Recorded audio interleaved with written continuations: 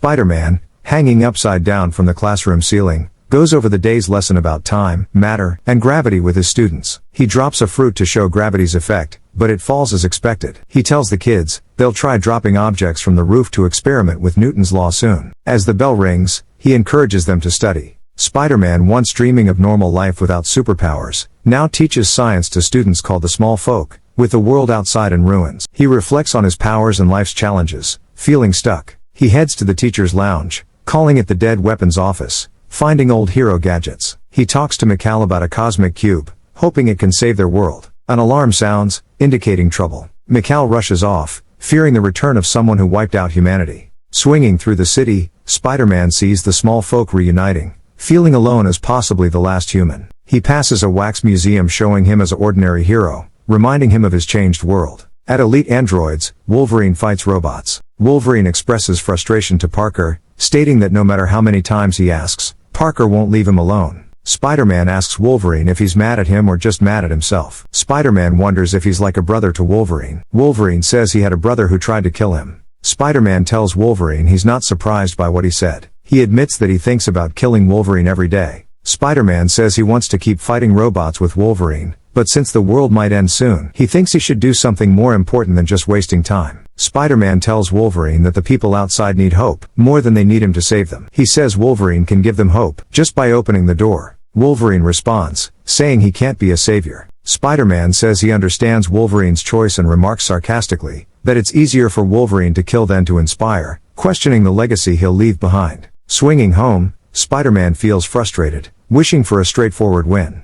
He looks at images of a mysterious woman, determined to find her, hoping it won't be his last quest. A giant laser blast narrowly misses Spider-Man. A strong orb armed like a commando emerges, demanding to know where they are. Spider-Man dodges blaster fire and webs Orb's gun hand, asking who he's referring to and what's happening. Spider-Man compliments Orb's improved appearance since their last encounter, observing his less dull attitude, in reference to their previous interaction. Orb confronts Spider-Man, desperate to evade the pursuing Minutemen, and demanding to know the location of his fuel source, diamonds. Confused, Spider-Man mentions the diamonds at the bank, unaware of any personal cash. Orb wields a knife, accusing Spider-Man of lying and blaming him for the situation. As Orb moves to attack, a portal opens behind him, and metal arms drag him through. Orb yells in fear, realizing they're after someone else, the Tsar. Spider-Man tries to intervene, but Orb is pulled away before he can do anything. Suddenly, a speakerphone announces an emergency at Site 17, urgently requesting assistance as they've discovered something significant. Spider-Man accompanies a digger underground to a bunker, revealed with the X-Men symbol. The supervisor reports that a digger found an object that burst into flames, with a cold fire. He asks Spider-Man if he knows what it is, and they all look at a briefcase with a glowing phoenix symbol. Spider-Man studies the mysterious case in his weapons lab, and concludes that it holds the key to their salvation, though someone must die to use it. As he swings back to inform the elders, his spider sense alerts him to the arrival of someone important.